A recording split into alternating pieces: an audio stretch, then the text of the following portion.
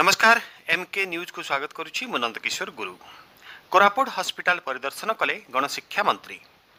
कोरापुट शहीद लक्ष्मण नायक medical college जो hospital परिदर्शन करी स्थिति अनुध्यान करिसेंती राज्य स्कूल और गणशिक्षा मंत्री नित्यानंद गंड।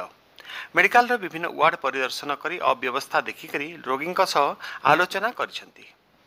मेडिकल कॉलेज रे किछि अव्यवस्था रही राज्य स्वास्थ्य मंत्री आलोचना करी किभली समस्या समाधान हेबो से नै पदक्षेप ग्रहण करा जिवो बोली से कहिसेंती। कोरापुट हॉस्पिटल परिवर्तन आवश्यकता रही से कहिसेंती। अविभक्त कोरापुट जिले में लोके कोरापुट शहीद लक्ष्मण नायक मेडिकल कॉलेज उपरे निर्भरशील। एठाकार स्थिति सुधार करने सह लोके उन्नत स्वास्थ्य सेवा पाइबे से नहीं आम सरकार कार्य करिवे बोली मंत्री श्री गंड कहिसेंती।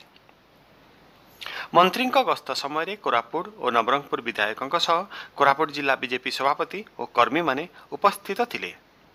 हॉस्पिटल पक्षर मैनेजर शुभेन्दु पंडा उपस्थित रही। लक्ष्मण नायक मेडिकल कॉलेज को आम आसचु आम विजिट करिछे आउ विभिन्न वार्ड को भी जाइछु रोगी सहित भी कथबार्ता करिछु जहाँ किछि भी इठी जो अपव्यवस्था किछि रही छे आगामी दिन रे ताकू आम सरकार केमती भलो करबो ताइरे परिवर्तन केमती आनबो तापाई निश्चय चेष्टित रहिबु। आज आसला परे मु देखला परे मु निश्चय जीवी मो हमरो जे मंत्री अच्छा स्वास्थ्य मंत्री सहित भी कथा हेबी किछि परिवर्तन आणबार आवश्यकता रही है ताकू आगामी दिन रे केमती परिवर्तन आसबो तापाई चेष्टा करी। आम सरकार तत्पर अच्छा आमर जे मंत्री भी स्वास्थ्य मंत्री अच्छा से भी पूरा तत्पर सहित अनेक मेडिकल कॉलेज ये सब विजिट करुछंती अपव्यवस्था को देखुछंती समय समय आम मंत्री मान को भी विजिट करने भी से निर्देश दौरान।